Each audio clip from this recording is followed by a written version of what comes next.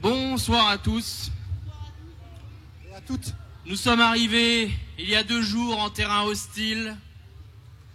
Je suis content de voir que malgré tout, on arrive à avoir des gens avec nous. Je vous assure que ça fait chaud au cœur. Et c'était précisément dans ce but-là, parce qu'il faut qu'on vous informe. C'est vrai que le film-là était peut-être un peu long. Ça parlait de l'intermittence. Mais la réalité de l'accord qu'on dénonce maintenant, il faut savoir que dans 8 jours, on a perdu ou on a gagné. Dans 8 jours, le ministre signe ou ne signe pas. Et c'est pour ça qu'on est là, dans cette urgence-là. Ça fait 11 ans qu'on se bat. Et aujourd'hui, c'est notre dernière ligne droite. Et hier, on a bloqué le festival. C'est douloureux. C'est douloureux pour les techniciens qui sont ici. C'est douloureux pour les commerçants qui perdent de l'argent. Aujourd'hui, on a trouvé une autre solution. On va vous parler. J'ai une question à vous poser.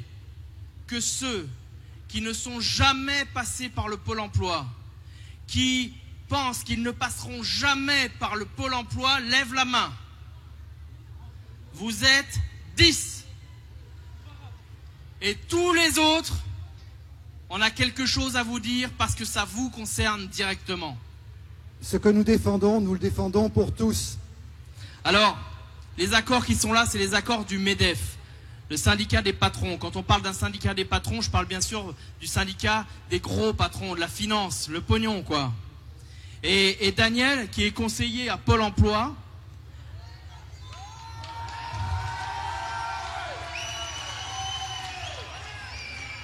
c'est mon anniversaire demain. Allez Daniel, montre-nous tes chiffres. Non, bon alors, soyons sérieux. Soyons sérieux, on a fabriqué, là, avec cet accord, on fabrique, c'est une machine à fabriquer du précaire. Daniel, parle-nous d'abord de les premiers touchés. 86% des contrats actuels sont des CDD. Les premiers touchés, des intérimaires. Alors, on va essayer de faire court parce que vous attendez le concert après et on le respecte ça aussi. Mais simplement comprendre que ce que nous défendons, nous le défendons pour tous. Et les principales mesures en dehors des intérimaires qui seraient appliquées si la convention était agréée, c'est l'ensemble des personnes, des salariés qui bossent dans l'intérim. C'est eux qui vont être touchés de plein fouet par un système très pervers. D'abord parce que les signataires savent que quand on est en intérim, dans la majorité des cas, on ne le veut pas. On subit l'intérim. Il y a quelques cas qui veulent l'intérim et qui ont une stratégie par rapport à ça, mais la majorité des salariés en intérim le subissent. Deuxièmement, la majorité des salariés en intérim ne sont pas organisés, ne sont pas en capacité de venir sur une scène, de monter des revendications parce qu'ils sont totalement isolés dans les entreprises. Et ça, les signataires le savaient. Et c'est pour ça que les économies qui sont réalisées dans cette convention, si elle était appliquée, vont concerner d'abord les intérimaires. Donc tu veux nous dire qu'en gros, là, pour l'instant, le MEDEF a décidé de taper sur une avancée sociale, c'est comme ça qu'ils appellent ça? Une avancée sociale, on tape d'abord sur les plus faibles? On tape d'abord sur ceux qui sont les plus précaires, notamment les intérimaires. Et alors vas-y, dis-nous en plus sur les intérimaires. Ils vont subir de plein fouet une mesure qui va concerner, c'est un petit peu technique, je ne vais pas être trop long, qui va concerner la possibilité de conserver une partie des allocations quand on bosse en intérim. Vous savez que quand on est indemnisé à l'allocation chômage, on a la possibilité de conserver une partie de ces allocations, en plus du salaire qu'on a par rapport à une activité reprise. Eh bien ça va baisser de façon drastique, c'est-à-dire que si parmi vous, il y a des gens qui sont dans le contexte de l'intérim, et que vous pouvez aujourd'hui cumuler votre salaire d'intérim avec une partie de vos allocations, de vos droits, ça va plus être possible, ou en tout cas ça va baisser de façon importante. Selon les chiffrages, ça va de 100, 200 jusqu'à plus de 300 € par mois de baisse pour l'ensemble des intérimaires. Donc ça, c'est un point important. Il n'y a pas que les intermittents, les intérimaires aussi vont prendre de plein fouet cette réforme si on n'arrive pas à empêcher son agrément. Est-ce que parmi vous, que ceux qui ont envie de perdre 300 € par mois lèvent la main? Ah, c'est bien, vous êtes 10 aussi, c'est bien, hein? Non, là, parce que j'ai l'impression, Daniel, qu'on est sur un espèce de plan du MEDEF, en fait. C'est comme si quelque chose avait été prévu pour récupérer de l'argent sur les plus faibles. Alors, tu m'as parlé de l'activité réduite. Tout à fait. L'activité réduite, c'est la possibilité de conserver ses droits en allocation chômage de façon partielle, en plus de son salaire. Les intérimaires vont être touchés de plein fouet, mais l'ensemble des salariés, l'ensemble des chômeurs qui sont indemnisés et qui peuvent reprendre une activité, c'est quand même une minorité, ils vont être touchés par cette mesure de diminution des allocations chômage. Donc en gros, on est en train de nous expliquer qu'on va toucher moins, que si on fait l'effort de travailler pour essayer de récupérer un petit peu d'argent, on va nous enlever encore un peu plus d'argent. Donc ça veut dire que le truc qui est censé relancer l'emploi, c'est juste en train de relancer l'envie des gens de magouiller, quoi. C'est-à-dire que tout ce qui est expliqué sur l'histoire du déficit, c'est que l'idée générale de cette convention d'assurance chômage, ce qu'ont signé le MEDEF et des organisations syndicales, c'est le fait qu'il faut aller chercher de l'argent, non pas dans la poche des patrons qui entretiennent la précarité, qui entretiennent le temps partiel, etc., mais d'aller chercher l'argent dans la poche des salariés et des chômeurs. Que ceux qui ont envie que le patron prenne de l'argent dans leur poche lèvent la main. Super, vous êtes 10, ça me rassure. Daniel, le différé d'indemnisation, c'est quoi? Alors il y a plusieurs mécanismes dans cette convention d'assurance chômage et un en particulier qui est assez pervers. Le principe, c'est que quand on est licencié, quand certaines personnes sont licenciées, ils peuvent toucher une indemnité au moment du licenciement pour compenser en partie ce licenciement.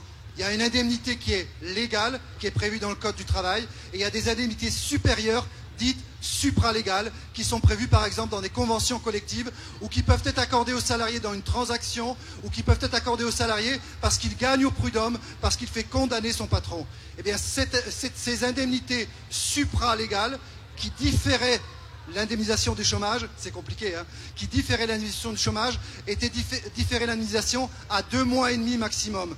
Dans la convention qui devrait être agréée, qui ne sera pas agréée grâce à notre mobilisation, ce différé d'indemnisation passe de 2 mois et demi à 6 mois. Ça veut dire que certains salariés qui vont faire condamner leur patron prud'homme pour un licenciement abusif, qui vont toucher des indemnités, on va différer, on va leur redemander de rembourser des trop-perçus ou autres jusqu'à un maximum de 6 mois. Et ça va toucher toute une série de salariés qui subissent des licenciements.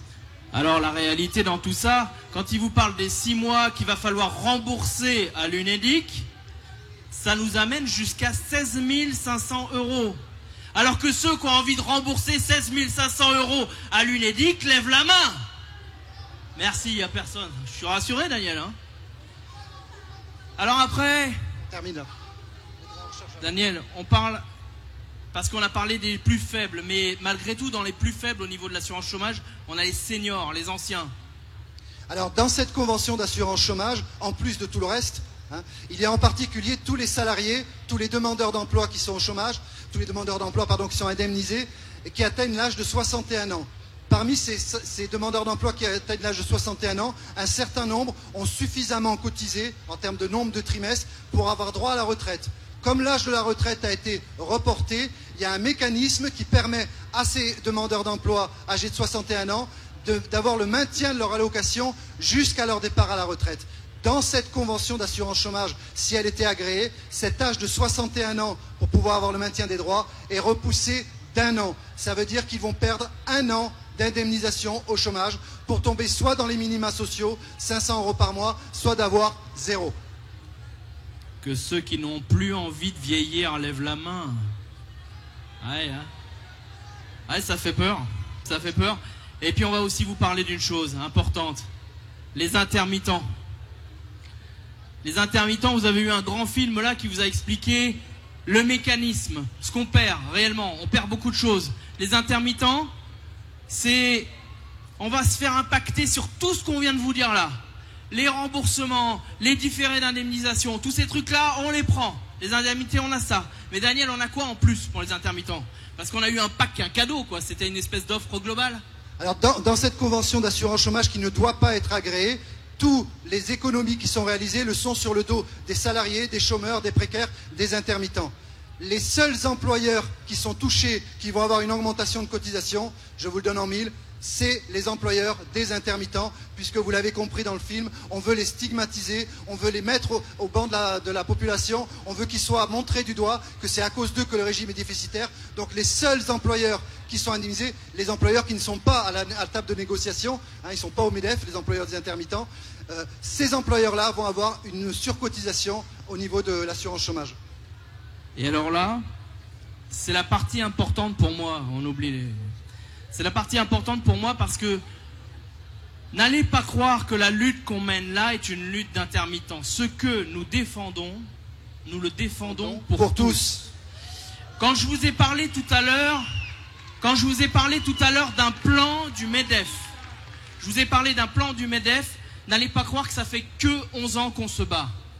Le plan du MEDEF a démarré en 1984 quand Papa Gattaz, le père du patron du MEDEF maintenant, a décidé sur vos feuilles de paye de changer un intitulé. Avant les charges sociales, ça s'appelait les cotisations sociales, ça appartenait aux salariés.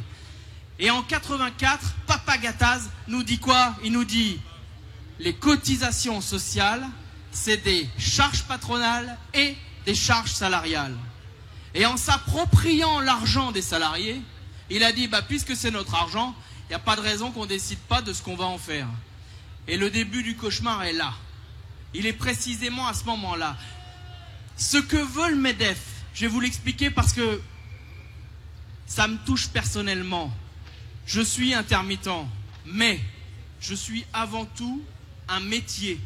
Je suis décorateur dans le spectacle. Dans mon métier à moi,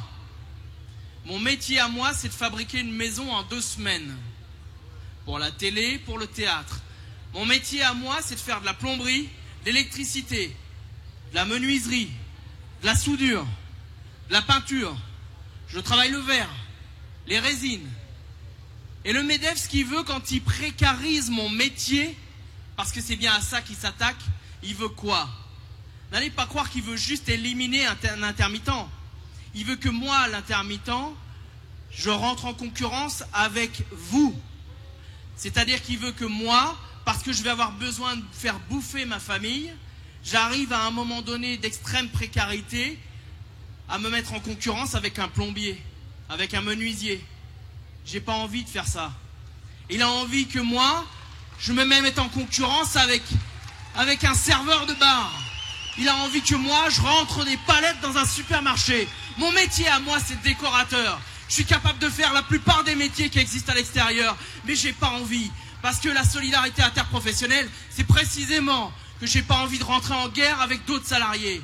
Alors s'il vous plaît, n'écoutez pas cette propagande. La propagande qui dit que c'est les salariés du privé qui payent mes charges. Parce que moi, je bosse à chaque fois. Je suis capable de faire des journées de 16 heures. Et c'est ce qui intéresse le MEDEF. Parce que quand je fais une journée de 16 heures et que je suis payé que 8, forcément, il se dit qu'à un moment donné, je vais rentrer en concurrence avec l'autre salarié en face. Je veux pas ça. Alors que ceux qui ont envie de rejoindre notre lutte lèvent la main. Parce que c'est ce qu'on demande.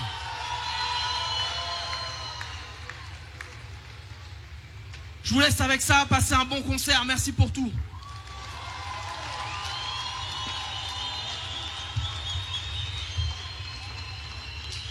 Ce que nous défendons, nous le défendons pour tous.